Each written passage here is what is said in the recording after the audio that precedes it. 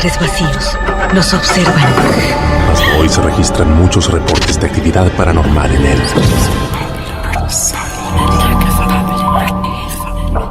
El misterio está fundamentado en el silencio.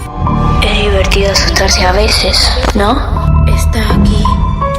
Pero ya es hora de hablarlo entre todos.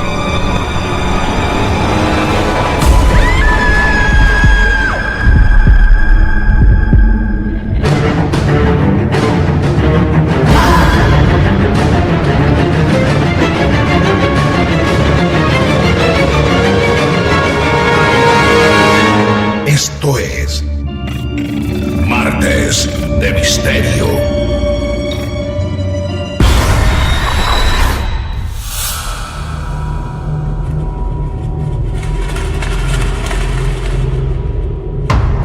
Buenas noches, queridos amigos y amigas, amantes de esta comunidad. Bienvenidos una vez más a Martes de Misterio. Mi nombre es Martín Echevarría y una vez más los invito a ser parte y testigos de otro caso real. Vamos a sentarnos a escuchar, a eso nos comprometemos. Y si es de noche, con auriculares, luz apagada y tranquilidad, la historia se siente mucho mejor.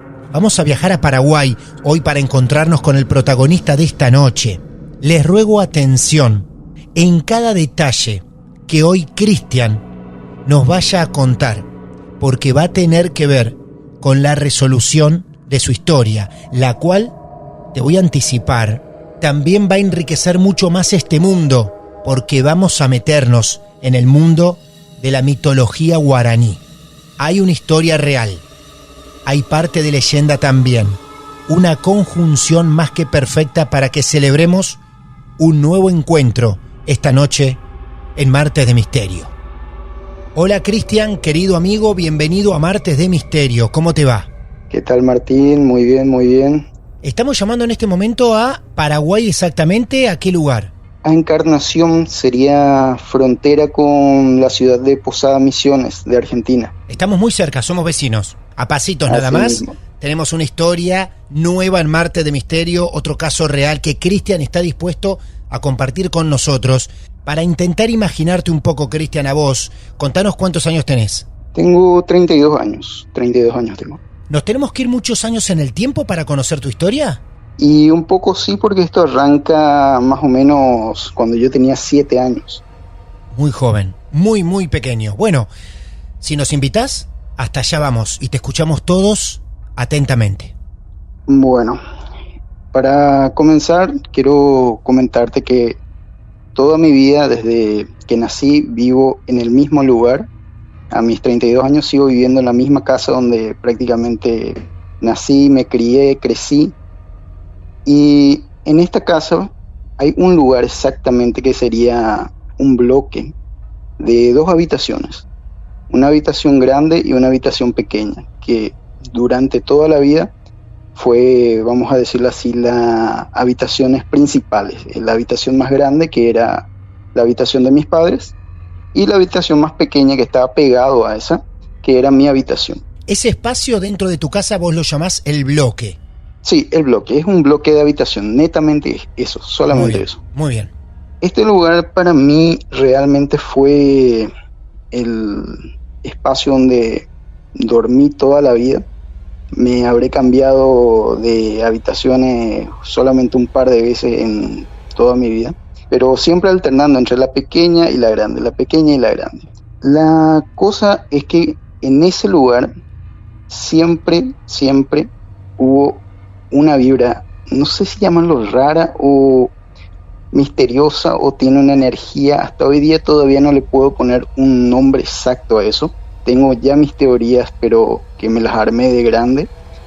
Pero viví, como te dije, desde los 7 años, cosas que yo sabía que no eran normales, cosas que puedo decir con total seguridad son sobrenaturales. En mi primera experiencia que tuve en esa habitación, viene una prima desde lo que sería el campo, viene a vivir con nosotros acá y comparte sus experiencias, historias del campo, entre eso las famosas historias de miedo que se cuentan por allá y todo eso. Había un detalle que siempre de chico me contaba, ella me decía, primo, no vayas a jugar con tu sombra, nunca juegues con tu sombra. Wow. Porque si vos jugás con tu sombra, eso a la noche te va a venir a despertar y te va a hacer gritar. Ese era la historia que ella siempre contaba, digamos la leyenda del campo, para decir. Nunca lo había escuchado y a esa edad, siendo un niño chiquito, te asombran esas cosas. Bueno, pasó un tiempito desde que ella se mudó. Me tocó un día a la tardecita, eso a las 6, 7 ya oscureciendo, que estaba en el lavadero donde suelen lavarse las ropas. Justamente esta prima me está ayudando a lavarme los pies porque estaba jugando todo el día y los tenía mugrosos. En ese momento prende una luz ella, que es un foco de estos viejos, antiguos, estos focos amarillos, y la luz da totalmente de lleno para mí y me hace una silueta de la sombra mía por la pared. Y yo así de pura inercia empiezo a moverme, a bailar como bailando con mi sombra. Y me golpea ella en la cabeza y me dice, yo qué te dije, no vayas a jugar con tu sombra porque vas a gritar a la noche. Yo me reí y quedó ahí. Para esa noche empezó una tormenta esas que parece así de golpe, de repente. Y recuerdo yo, todo normal, me acosté a eso a las 8, que era el horario que todos nos acostábamos en la casa. En un momento dado, yo en ese entonces no sabía cómo explicar lo que me había pasado, pero yo me podía ver a mí mismo en la cama acostado durmiendo, desde arriba. Sí. Yo me miraba de frente y no podía entender la situación. A esto un detalle importante. Hasta los 9 años yo tenía que dormir con la luz prendida. No había caso que pueda dormir con la luz apagada. Si yo estaba durmiendo y se apagaba la luz por alguna razón, automáticamente me despertaba, no sé cómo lo sentía, me despertaba, ya lloraba, no podía dormir, tenía que venir mi mamá, entre otras cosas así. Bueno, a todas estas, como te cuento, me estoy mirando durmiendo desde arriba, con la luz prendida en la habitación, y fue una cuestión de 15 segundos entre tratar de entender qué estaba pasando y pego un grito. Me levanto, así de estar acostado, me siento gritando. Y tengo esa imagen de como que mi cara, que estaba en mi cuerpo prácticamente, al levantarse quedó de frente conmigo, que estaba mirando desde arriba. Yo sé que es un poco complicado para entender, pero fue un momento muy, pero muy, pero muy aterrador para mí, porque el grito que yo pegué fue impresionante, aturdió prácticamente a toda la casa, que mis padres se levantaron, mi prima se levantó, vinieron todos a ver qué estaba pasando conmigo, por qué yo grito. Mis padres preguntándome, ¿qué te pasó? ¿Qué te pasó? ¿Qué te pasó? Y mi prima viene y desde la puerta me mira y como que ella ya entendió qué me pasó. Claro. Porque ella me había dicho que vas a gritar a la noche. De grande, cuando entendí más estas cuestiones de los viajes astrales y esas cosas que uno puede salir del cuerpo, es exactamente como describen ese tipo de situaciones lo que a mí me pasó en ese momento. Porque yo no estaba dentro de mi cuerpo, me estaba viendo desde arriba. Bueno, a toda esta pasó el tiempo. Como te comenté, yo tenía un temita con este tema de que no podía dormir con la luz apagada. Entonces, mi mamá ya tenía siempre en su pieza, por cualquier cuestión de que se vaya la luz o cosas así, tenía velas. Entonces, si había un corte de luz, como automáticamente yo me despertaba, ella ya se iba, prendía la vela, iluminaba mi habitación y podía seguir durmiendo, vamos a decir. Uh-huh. Cuando pasó un año de esto, a los 8 años serían, hubo una tormenta muy fuerte acá en la ciudad y se cortó la luz, fue apagón general. Como pasaba siempre, automáticamente yo me despierto, empiezo a llorar, viene mi mamá, se agacha en medio de la habitación y prende una vela. Cuando ella prende esta vela, yo ya estaba despierto, con los ojos medio llorosos, pero despierto. Yo la estoy mirando a ella y al encender la vela en medio de la habitación se crea una sombra de ella por la pared.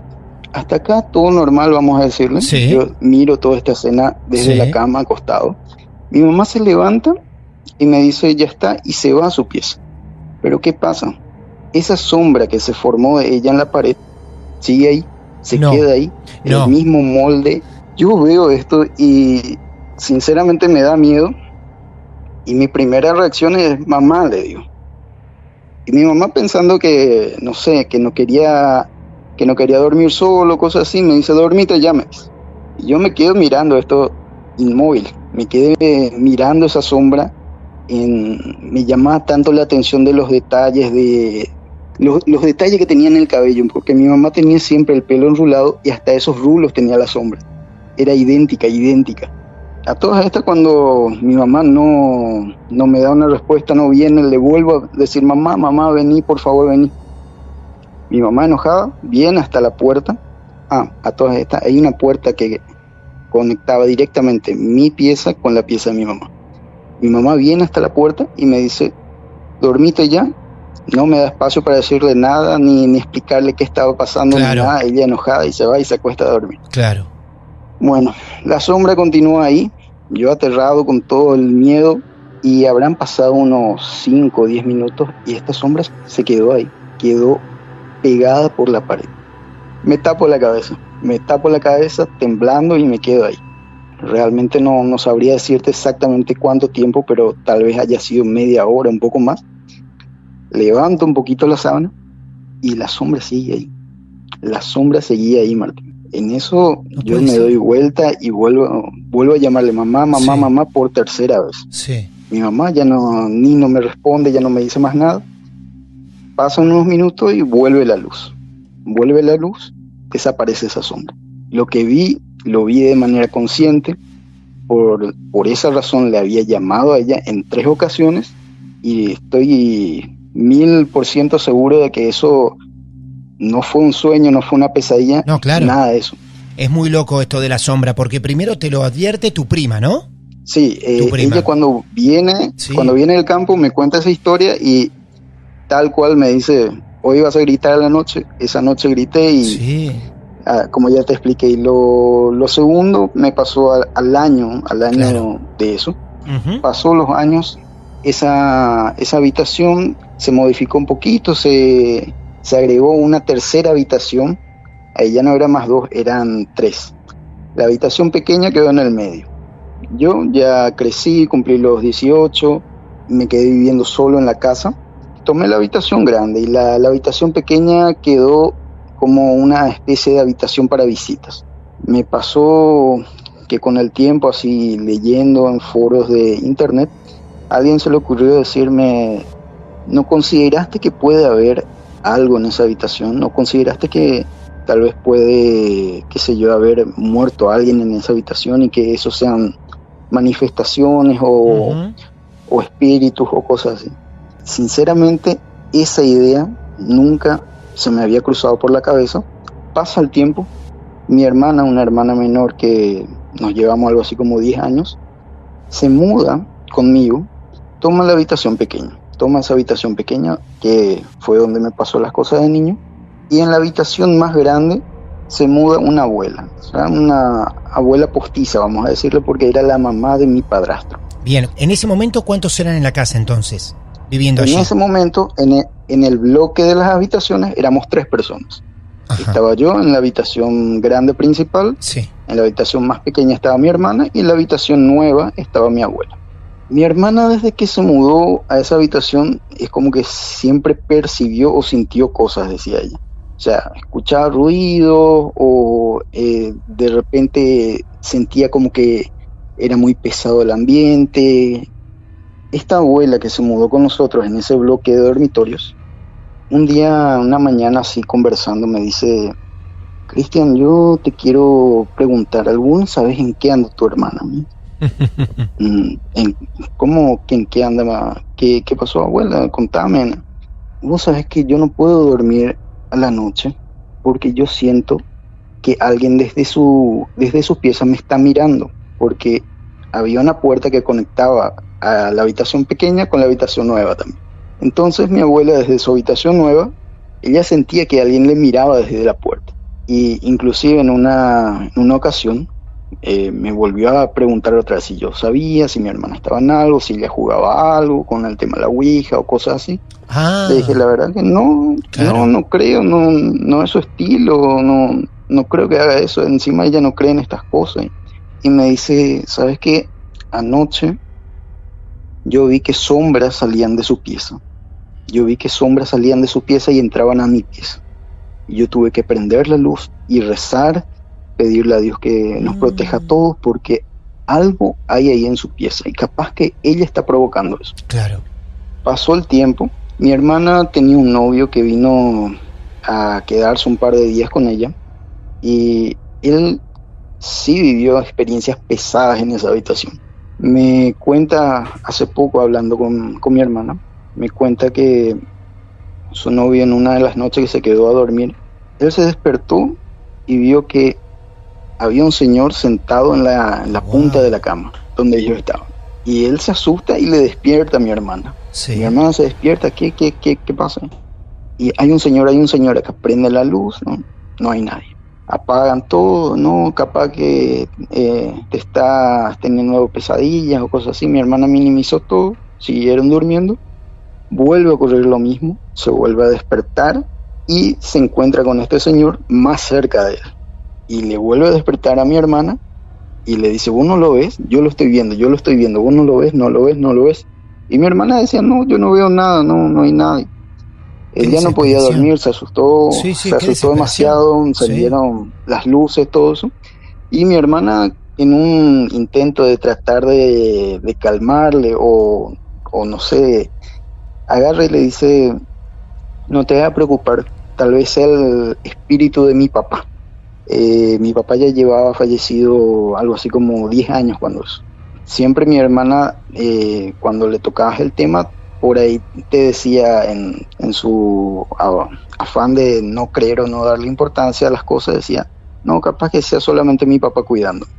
Entonces ella justificaba con eso las cosas que escuchaba o que sentía ella.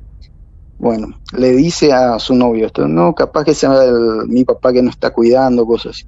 Su novio pasa este tipo de cosas varias veces a lo largo de unos cuantos meses. En el mismo lugar siempre, en la misma habitación, en el mismo todo lugar igual. Siempre. ¿Y él qué veía? ¿Él podía describir lo que veía? Él veía una persona mayor, una persona grande. Sí. Siempre ocurría esto en la oscuridad. Él no le podía descifrar la cara o no le podía ver a detalle, pero a lo que podía rescatar siempre es de que él lo veía como una persona grande, como una persona mayor. Llegó a tener parálisis de sueño en ese lugar con la persona que él veía sentado en la cama. Y él contaba esta experiencia, le contaba a mi hermana, y mi hermana no sé si no quería creer o trataba de minimizarlo. Trataban de hacer pasar la situación como se podía. Pasa el tiempo, se modifica la casa, hasta que hace aproximadamente 2 años atrás nos encontramos mi mamá, mi hermana y yo en la habitación grande. Se estaban refaccionando cuando hizo el bloque de habitaciones, se estaban refaccionando las 3 habitaciones. Como que ahí nos empezamos a contar las historias que habían pasado ahí o que habíamos pasado nosotros dos. Y a todas estas mi mamá nos escucha y de repente nos dice, bueno, yo les tengo que contar algo. Y a ella fue como darle un poco más de sentido a todas las cosas. Claro.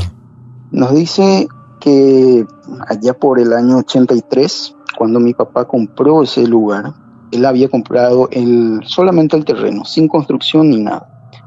Y como él no vivía acá, él construyó una casa precaria de madera y le dejó a un señor encargado, un señor que le cuide, que le mire el lugar. En ese lapso de tiempo mi papá le conoce a mi mamá, empiezan a vivir juntos en otra casa.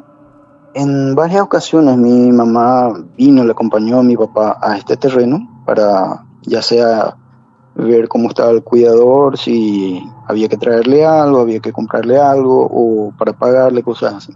Este cuidador siempre le decía a mi papá, acá en tu terreno hay plata enterrado, acá hay plata enterrado.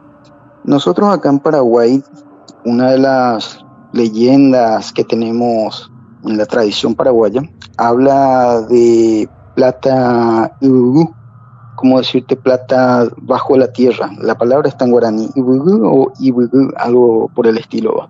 Plata bajo la tierra, ¿así es? Sí, Ajá. así sería la traducción literal. Acá en Paraguay, como te dije, eso es leyenda, es tradición. Hasta el día de hoy hay historias de gente que ha encontrado tesoros en lugares, vamos a decir, abandonados o en terrenos donde nunca se construyó nada. Todo esto viene desde la época de la guerra, en que para que los invasores no se lleven las riquezas de la gente enterraba sus cosas y esas cosas quedaron ahí siempre por el hecho de que muchas de esas personas terminaron muriendo y sus tesoros quedaron escondidos. Pero ahí está. entre todo esto hay gente que sacó inclusive lingotes de oro, joyas. ¡Qué bárbaro! Hay gente que se dedica a recuperar esos tesoros que en una época entonces era normal enterrarlos. Sí, y en el caso de este cuidador, le decía a mi papá de que acá en su terreno hay plata enterrado, acá hay algún tesoro ahí enterrado. Y mi papá, como no creía o era supersticioso con eso, le decía que no, que él no va a dejar de que nadie venga a buscar nada en su terreno. Pasó el tiempo, este señor lamentablemente fallece acá. Mi papá, creo que cuando él falleció, al día siguiente llega y lo encuentra y tuvieron que llamar a la policía para que lo levanten, todas esas cosas. Pasa por ese protocolo y al poco tiempo hace la primera construcción en el terreno, y su primera construcción con materiales fue el bloque de dormitorios.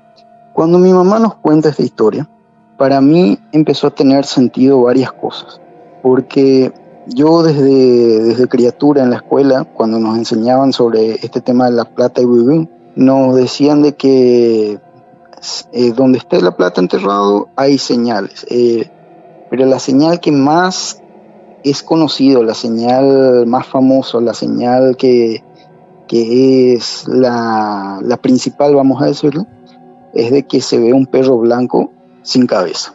Si vos buscas, o cualquier persona que esté escuchando busca en Google plata ibugú, que se escribe todo con Y, va a encontrar la foto de... Es un perro blanco sin cabeza que se hizo de manera artesanal, sí, de manera representativa. La gente lo describe así, como un perro blanco sin cabeza. Si vos ves eso, entonces ahí hay plata enterrada. En este lugar sí hay algo enterrado, que probablemente inclusive se encuentre debajo de donde está mi habitación pequeña, esa habitación pequeña. Mi papá de alguna manera sabía o entendía de que esto podía ser cierto, pero él siempre quiso evitar. Él siempre quiso evitar esto y no quiso que, como en su momento, que nadie busque, o que nadie escarbe, o que nadie cabe, nada. Inclusive había veces que ni siquiera quería tocar el tema. Hay muchas historias de gente que se volvió loca buscando estos tesoros. Sí. Hay gente que inclusive hizo excavaciones gigantescas en medio de su casa que terminaron muriendo.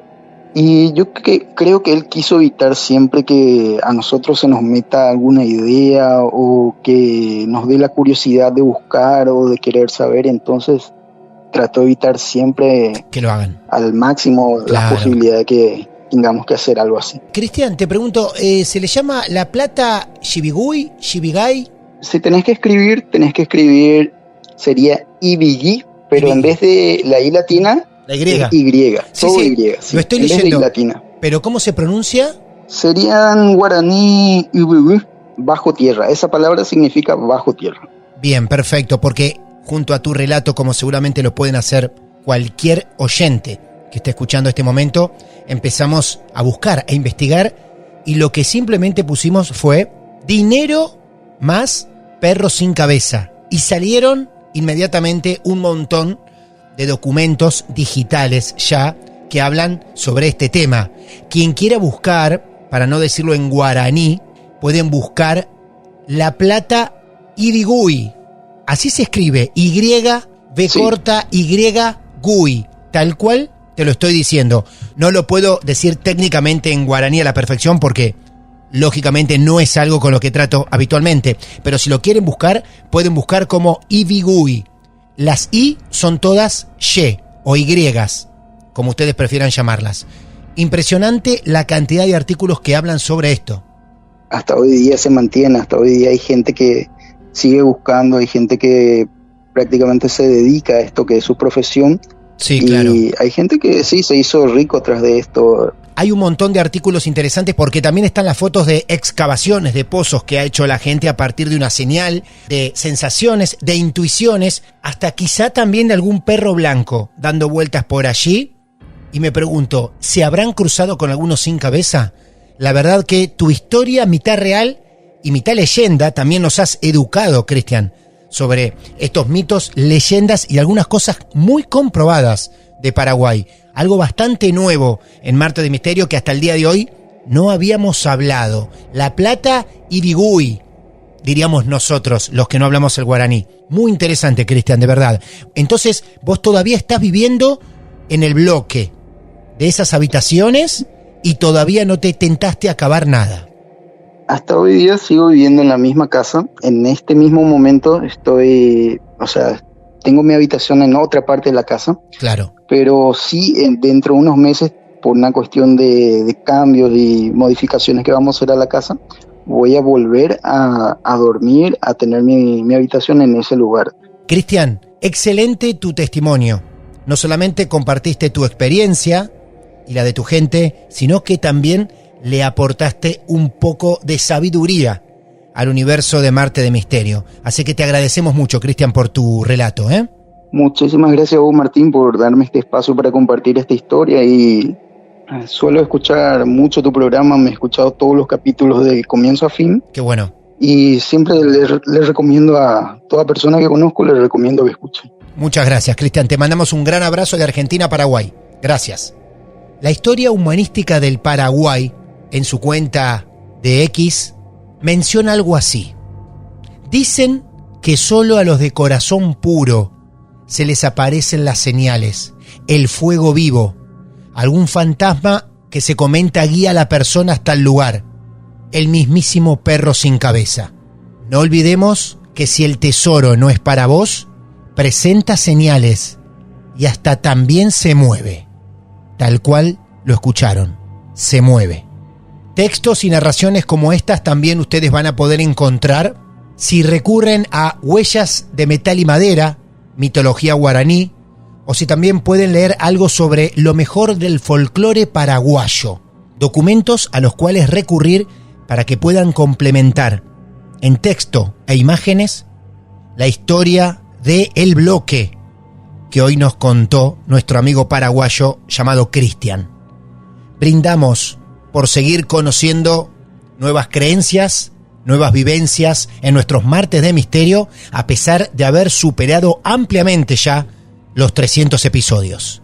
Si vos tenés tu aporte fundamental basado en hechos reales para nuestro universo, aquí te estamos esperando.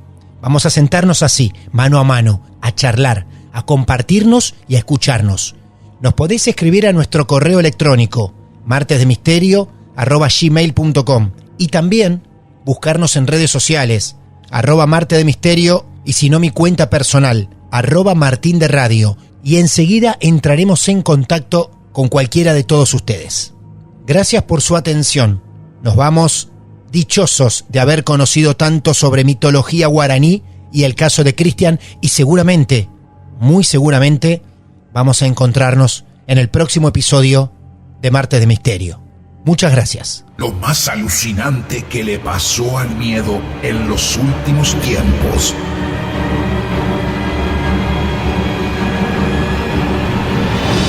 Martes de Misterio.